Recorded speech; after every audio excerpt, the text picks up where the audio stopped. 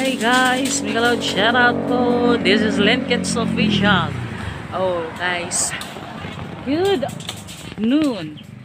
Nandito po tayo ngayon sa sa may parting magkuha ng butong para panggawa ng buko salad.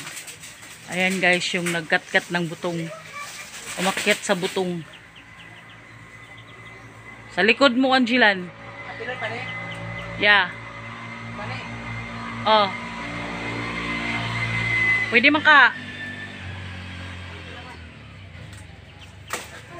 Yan sa ulo mo.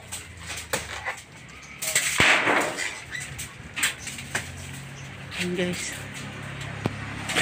Ito yung kinuha niya. Ayan. Para gawin ng buko salad. Ayan guys. Oh. Nagkat-kat ng butong. Dilang sa nato ni ma'am. Ha? Dilang sa nato ni malaya ni. Tanggal man ni adto sa nato aputlo na.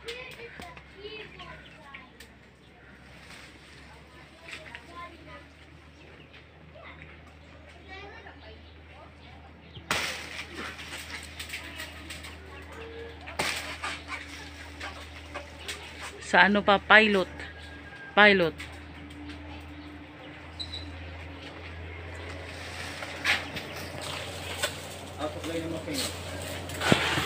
Ah. Nakakuha ka ng rambutan? Wala pa? Ha? Wala pa. Wala pa din. Ang ibahin-bahin? Ah. Marami siguro.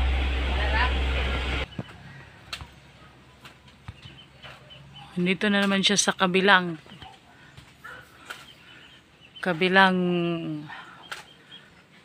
niyog. Umakyat. Yan, sa gilid ng may bubong namin. Yan, kumuha siya ng mga buko. Yan guys. Para gawing buko salad. Yan guys, oh. Kumuha niya. Yan siya sa taas.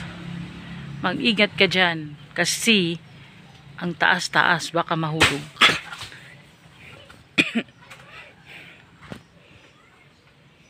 Hindi namin pinaputol yung itong puno ng niyog kasi masyadong mainit dito, may banda dito, oh. Puti nga to, nagkaano na din to yung mansanitas namin dito. Yan, oh. May pang na sa namin, sa may bubong namin, hindi na masyadong mainit kasi itong kwartong ito paghapon na banda na ang init dyan. Tapos ang na init na sa loob, ang init na, para ka nang ginanggang doon sa loob. Buti na nga may mansanitas, kaya hindi namin pinapatay tong pinaputol tong niyog. Noon may din to dito sa may bandang dito, may puno tong niyog dito. Noon pinutol namin kasi nagtayo kami ng bahay. Yan. Kasi dito gilid na gilid. Andito na siya banda. Dito banda may puno dito na puno ng niyog. Pinaputol namin kasi nagtayo kami ng bahay. Yan. Yan lang yung natira dyan, no, sa may gilid. Hindi na namin pinaputol kasi sayang din. O, magagamit ko pa magbuko salad. Gamit ko pa sa pagninegosyo ko. Hindi na ako magbili ng buko kasi ang mahal ng buko. Yung isang buko dito guys, nasa 35 ang isa. Oh. Kahit maliit yan, maliliit lang yan, hindi yan malalaki na hindi yan ibang klase to na niyog. Hindi to malaki. Maliit lang to. Pero nakakatulong na din sa negosyo.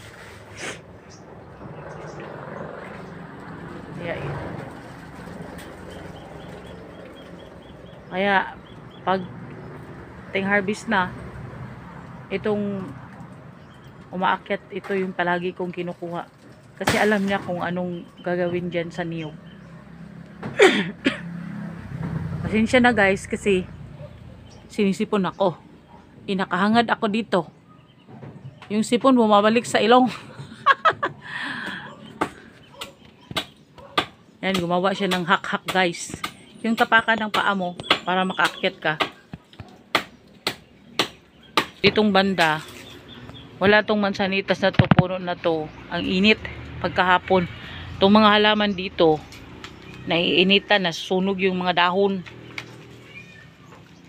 Nung nagkaano na tumubo na yung mansanitas, yan di na masyadong mainit to. Nasarapan na sila. Tumaba yung mga gabi-gabi ko. Yan, tumaba na sila. Hindi na nasunog yung mga ano nila. Mga dahon.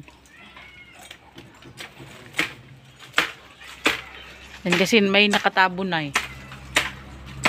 Kasi yung ano, itong vlogger na to, mahilig siya sa mga bulaklak. Hindi yung masyadong alagain na bulaklak ba?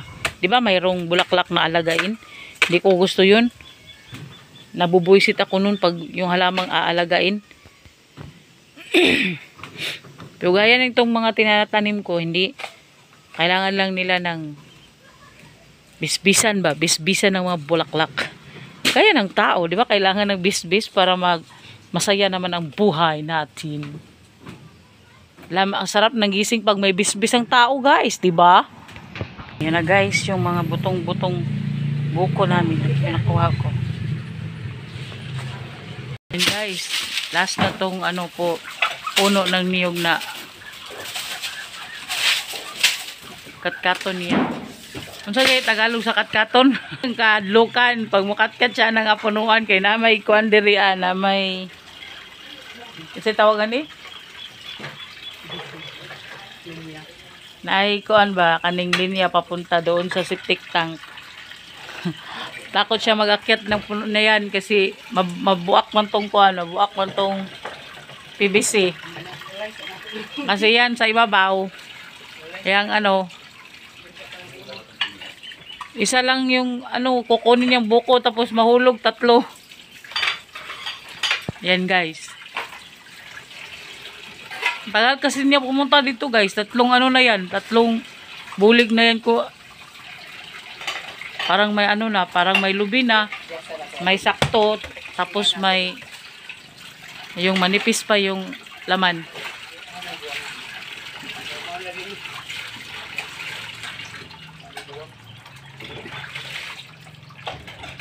Pilot yung trabaho niya guys. Pilot sa lubi. Baka gusto nyo magpa-akyat ng puno. Pwede dito siya. Kahit saan aakyat ka, tingnan nyo yung paa niya.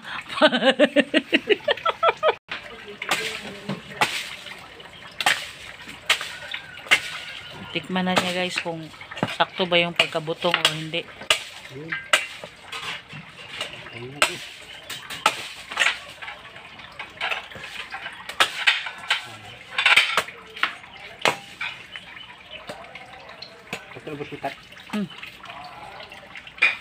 Sakto? Oh, sakto. Anak ka baga. Ayan guys, oh. Oh, saktong-sakto guys. Ano? Anong naiisip nyo yan? Thank you for watching.